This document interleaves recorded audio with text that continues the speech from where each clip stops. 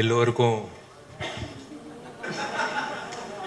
DD என்ன sir மறுபடி யூடியூப்ல வைரல் வீடியோ வந்துருமா? கேக்குது. கொடுக்க மாட்டோம், கொடுக்க மாட்டோம். ஜோக்ஸ் அபார்ட், இந்த ஒரு பொதுவாக ஒரு எர்த்குவேக் நடந்தால் ஒரு நாள் ஒரு நியூஸ் வரும், பேப்பரில் வந்து ஒரு துண்டு நியூஸோ ஒரு நியூஸ் வரும், அடுத்த நாள் மறந்துடுவாங்க. ஆனால் விஷாலோட நடுக்கம் வந்து வேர்ல்டு வைடு ரீச் ஆகி உங்களால் வந்து எனக்கு வேர்ல்டு வைடு வந்து எனக்கு வந்து விஷால் நல்லா இருக்கணும், விஷால் மறுபடியும் வந்துடணும், விஷால் ஹெல்த்துக்கு என்ன பிரச்சனை, விஷால் இப்படி பார்த்ததே கிடையாது, விஷால் மறுபடி ஹீ ஷுட் கம் பேக் அப்படின்னு world wide, I am not joking, world wide surgeons, judges, IAS officers, IPS officers, income tax officers, கேனடாலேருந்து சம்மந்தமே இல்லாமல் யூஎஸ்லேருந்து சம்மந்தமே இல்லாமல் சினிமா பார்க்காத ஒரு கூட்டம் என்னாச்சு விஷாலுக்கு, விஷாலோட health, he should come back இப்படி பார்த்ததே கிடையாது, நிறைய பேர் கண்ணீர் விட்டுருக்காங்க, they have cried for me. அந்த ஒரு நிகழ்ச்சியில் நான் இருக்கும்போது அந்த நிகழ்ச்சி முடிஞ்சதுக்கப்புறம் ஒரு விஷயம் நான் உணர்ந்தேன். ஒரு விஷயம், எத்தனை பேர் என்னை நேசிக்கிறாங்க, நேசிக்காதவங்க என்னை நேசிக்க ஆரம்பித்தாங்க, பிடிக்காதவங்க என்னை பிடிக்க ஆரம்பித்தாங்க, நடிக்காதவங்க எனக்கு வந்து ஊக்கம் கொடுத்தாங்க, பொதுமக்கள் வந்து சம்மந்தமே இல்லாமல் வந்து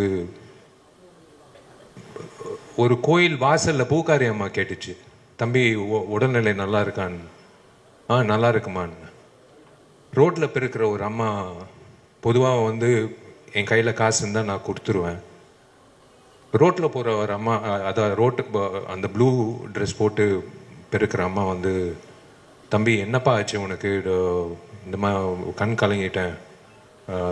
இது வந்து உண்மையிலே நான் வீடு வீடாக போய் கேட்டிருந்தா என்னை பிடிக்குதான்னு கேட்டிருந்தா கூட ஒரு இட்ஸ் நாட் பாசிபிள். 40 வருஷம் ஆனால் கூட இட்ஸ் நாட் பாசிபிள். ஆனால் உலகம் முழுக்க எல்லாரும் வந்து விஷால் நல்லா திரும்ப வரணும் அப்படின்னு எதிர்பார்த்தாங்க பாருங்களேன். எனக்கு அதான் என் அண்ணன், நான் எப்பவுமே உரிமையோட சொல்கிறது, என் டார்லிங் குஷோட புருஷன்,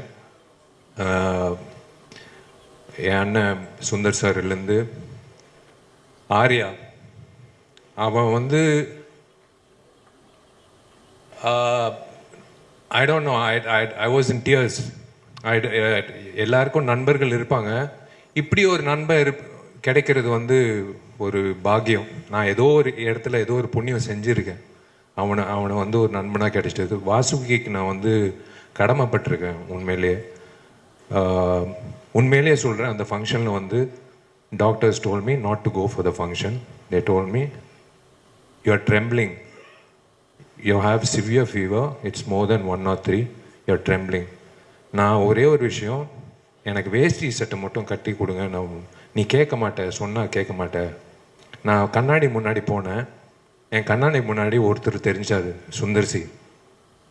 12 வருஷம் நாங்கள் 2 பேர் வந்து ஒவ்வொரு வருஷம் பேசிப்போம், இந்த வருஷம் இந்த படம் வந்தால் சூப்பராக இருக்கும் ஜி, என்ன பண்ணுறது சார், இப்போ பரவாயில்ல அடுத்த வருஷம் பார்த்துக்கலான்னு. 12 வருஷம் வந்து எனக்கு ஊக்கம் கொடுத்தாரு. நான் when I felt bad because I gave my heart and soul. ஒரு நடிகன் வந்து விஜய் ஆண்டனிக்கு தெரியும், ஒவ்வொரு படத்துக்கு நாங்கள் எவ்வளோ உழைப்பு கொடுக்குறோம். சண்டைக்கோழிக்கு அப்புறம் எனக்கு ரொம்ப ஃபேவரட்டான படம் மதகஜராஜா.